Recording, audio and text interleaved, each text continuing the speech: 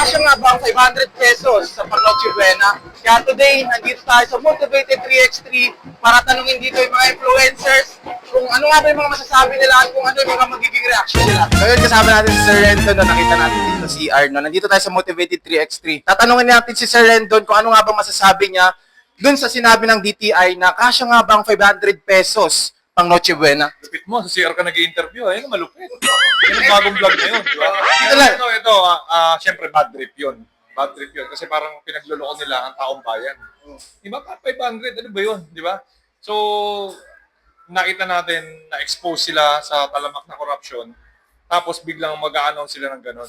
Syempre, masakit para sa akin na bilang ordinaryong tao din, simpleng tao na marinig yung ganun.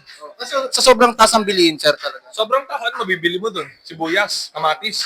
Kasi doon pa lang daw sa mga ingredients, parang kulang na yung 500 pesos. Kulang talaga. Sige, kung yan po talagang desisyon nyo, respeto rin namin, dapat kayo rin.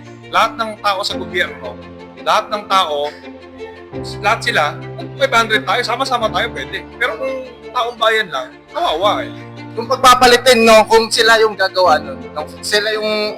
Subukan muna nila. Pag gusto kontento kayo sa 500 pesos na Noche Buena, tsaka kami susunod, di ba? Kasi bro, parang ano na to eh, parang sobra naman yung ginagawa nila na hindi na ano to eh, hindi na makatao. Hindi na tama. Kumbaga, hindi na flood control, food control na. Kaya nga food control, di ba? Noche Buena control na yan, di ba? Pati ba naman Noche Buena, kinokontrol ninyo? Ang kapal ng mukha ninyo, di ba? Parang ginagawa na ng joke ng taong bayan, di ba? Para sa akin kasi ang pagiging leader, maging example, di ba? Kung kaya nyo, kung enough sa inyo yung 500 pesos po na Noche Buena, di ba? Saka i-implement, di ba? Kasi sir, dinidiin pa talaga nila na depende daw sa tao nakakain. Kasi pag sinabing Noche Buena, talagang family yan eh. Feeling ko parang yun nga, nakakatawa na lang siya na parang unfair, diba? Unfair sa taong bayan. Kasi kahit sa isang tao, hindi talaga kasya, sir. Hindi kasya yun. School of Discarte. Sir, question for you. Okay lang, sir, may interview ka about dun sa nag-trending ngayon, no? Na kasya nga daw ba yung 500 pang Noche Buena? Nako, isa pa yun sa gusto kong gawin sa ng sarili ko, no? Pero feeling ko naman, medyo kulang ng konti, dagdagan siguro ng konti, no? Feeling ko yun, sakto lang. Sakto lang talaga, no? Feeling ko, dagdagan pa ng konti, baka yun, pwede sa Noche Buena. Okay, sabi nila, hindi daw talaga kasya kasi ingredients pa lang talaga. Siguro kasya naman kung medyo hindi quality yung mare-release. Pero Kasi sabi nila, pag Noche Buena kasi pang family. Kasi syempre, di ba? at saka minsan lang ang Noche Buena, dapat siyempre sarapan na natin. Oo. Kasi sa taas ang bilihin ngayon, 2025 na. Totoo yun, bossy. Kung sabi nga nila, hindi na flood control, food control. Yun, tama. Tama. Food control tayo, lalo na ngayon, no? Nagmamahal talaga. School of Discarte, lagi kita pinapanood.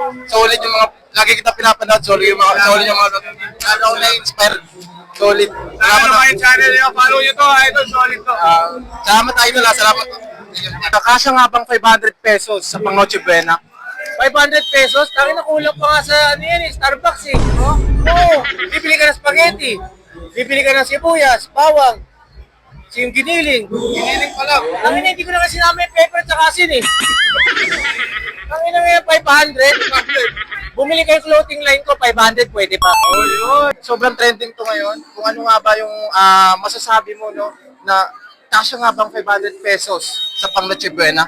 Yun nga yan, napapanood ko nga po yan. No? So, nagulat din ako doon kahit 500 cash ngayon. 2025 na, di ba? Oo. Kakasya pa ba yun? Sobrang taas ang bilihin, no? Sobrang taas na ng bilihin, siguro mga asukal pa, ibigas pa nga lang, talaga hindi nakakasya. Hindi na. Kasi syempre, may mga ingredients pa. Ingredients pa, ulam, Sabi nyo, spaghetti, tawag dito, mga salad, may ano pa raw, Graham. Yung Graham pala, pagkano na yun, 500 na yun. So kahit isang tao lang, sir, hindi talaga kasya yung 500 pesos. Never kakasya yung 500 pesos na yan. Sana naman, laki-lakihan nyo. Hindi kasya yun, kulang yun. Siguro sa mga so sobrang hirap na below middle class or working class, siguro, yun talaga. Siguro wala talaga mga pera eh. Pero sa average talaga, hindi talaga kakayanin. Kasi sa taos ng bilihin ngayon talagang hindi talaga kasya. Oo, siguro yung 500 siguro, ano na lang, mag-asin na lang sa toyo, tsaka kanin na lang kayo. Idol, ano masasabi mo dun sa sinabi ng DTI ngayon na nagtitrending ngayon na kasya nga bang 500 pesos dun sa pang Noche Buena? Oo naman, sobra pa nga yun eh. Oh? Kasi sa mga dalawang pamilya yung 500 eh. Oo, kumbaga, Noche Buena, basta Noche Buena nyo, pandesal. Okay na yun, laban na yun. Oo, pandesal, di ba? Ubra yun, kahit dalawang pamilya kayo. Kaya 500 Noche Buena, puta magkano ham ngayon? 499. Sabi nga nilang bang kahit toyo na lang daw eh. Oo, pwede yun, mantika, sinaing, bigas. Hindi na lulutuin. Wala na. Huwag na, mga kapitbahay ka na lang, kupayan tayong kapitbahay nyo. Doon ka naman Noche Buena. 500 tabi mo. Tama. Anong masasabi mo dun sa sinabi ng nakasya nga ba daw yung 500 dun sa pang Noche Buena? Honestly, kahit ako, hindi ko ma-imagine kung magkakasya nga pa. Parang, ano lang yun, Mango Graham nga lang ata yun. Kasi spaghetti to, tapos mga, sabi nila ingredients pa lang, hindi nakakasya yung 500. Niloloko na lang talaga tayo eh, no? So, yun, parang personal opinion ko lang naman yun. Parang, dati pa nga, parang 500 na, tapos ngayon 500 pa rin. Eh, nagtaas na yung presyo ng bilihin eh. 25 na. Oo nga eh. So, ayun, sana matauhan lahat ng mga tao na niloloko na lang talaga tayo. So, totoo nga yung sinasabi nila na hindi na flood control, kundi food control na. Lahat na eh. Kontrolado na nila lang. Lalo na lahat. Kasya nga daw ba yung 500 dun sa pang Noche Buena? 500 para sa Noche Buena.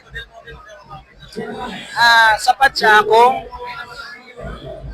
isang manok at bigas at isang coke. Pero kung Noche Buena, hindi siya sapat. Kulang siya, maliit talaga siya. Para sa akin hindi eh. Kasi syempre, sobrang hirap ng buhay. Kahit sabihin na napapanood ko lang sa Facebook na kahit 500 di kaya kasi syempre mga may hirap. Kulangin. Sa totoo lang, kulangin. Kahit sa isang kahit sa isang tao. Kahit sa isang tao, kulang eh. Kulang talaga. Kasi yung May ingredients pa lang. Wala pa yung mga sibuyas, di ba? Ano? Kasi sabi nila, spaghetti, kasya na daw yun. Sa isang kilo, sa ilang kilo na ako bibili. Wala, hindi kasya. Kahit anong mangyari, hindi kasya po talaga yung 500. So ayun yung naging sagot ni Idol de syempre, no? So, maraming salamat Salamat po, salamat po. Thank you.